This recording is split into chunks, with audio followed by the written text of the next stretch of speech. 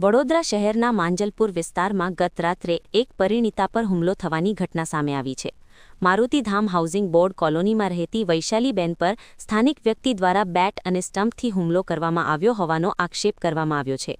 માહિતી મુજબ વિસ્તારમાં એક કૂતરું ઘર નજીક ગંદકી કરતું હોવા અંગે વૈશાલીબેને તેને રોકવાનો પ્રયાસ કર્યો હતો. આ બાબતે કૂતરાના માલિક દીપરાજસિંહ ચૌહાણ સાથે બોલાચાલી થઈ હતી. જે બાદ વિવાદ ઉગ્ર બનતા દીપરાજસિંહે વૈશાલીબેનને બેટ અને સ્ટમ્પથી માર માર્યો હોવાનો આક્ષેપ કરવામાં આવ્યો છે. હુમલામાં વૈશાલીબેનને ગંભીર ઈજાઓ પહોંચી હતી.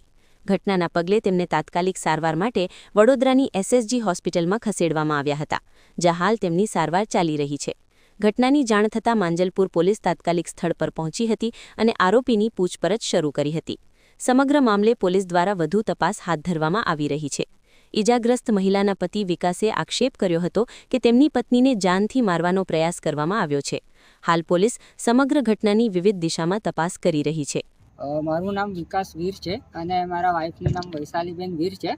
અમારા 2 મકાન છોડીને એક દીપરાજસિંહ ચૌહાણ કરીને એક વ્યક્તિ રહે છે, જે રોજે એનો કૂતરો જે છે જે હડકાયેલો થઈ ગયું છે, જે બધા છોકરાઓને કહીડે છે અને અવારનવાર એ જ્યારે પણ ત્યાંથી લઈને જાય તો અમારા ઘરના આંગણે એ સંડાસને એવું બધું કરાવે છે, જેથી ગંદવાડો થાય છે અને ત્યાં નાના નાના બાળકો રમતા હોય છે. તો આજે લગભગ 9:30 પોણા 10ની આજુબાજુ અમે લોકો જમવા બેસ્યા હતા. અમારા ઘરે મહેમાન આવ્યા હતા, તો અમે બધા જમવા બેસ્યા હતા. એટલામાં દીપરાજસિંહ ચૌહાણ ત્યાંથી પસાર થતા હતા અને ત્યાં એમનો જે કૂતરો હતો તો એમને ત્યાં સંડાસ કરાવવા માટે રોકી રાખ્યો અને ઘણી એવી વાતથી ત્યાં એ લોકો ઊભા જ હતા, એટલે સંડાસ જ કરાવતા હતા. એટલે મારી વાઈફ ઘરથી બહાર જઈને એવું બોલી કે ભાઈ તમે અહીંયા ગંદવાડું શું કામ કરો છો, બોલે એવું હોય તો તમે બહાર મેદાનમાં લઈ જઈને કરો.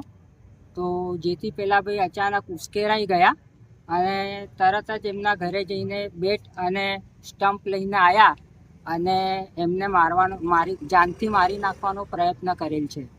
તો એ તો સારું હતું કે માર્યા પછી અમુક જે લોકો હતા એમને છોડાયા, જેથી કરી એમનો જીવ બચી ગયો.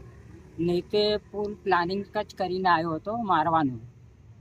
હાલ માંજલપુર પોલીસ સ્ટેશન તમે આવ્યા છો, એના લીધે આવેલા છો?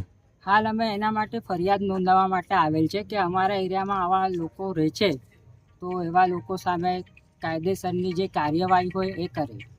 આ યુવકને પકડી લેવામાં આવ્યો છે પોલીસ દ્વારા? યુવકને તો પકડી લેવામાં આવ્યો છે. કે શું નામ છે આપનું?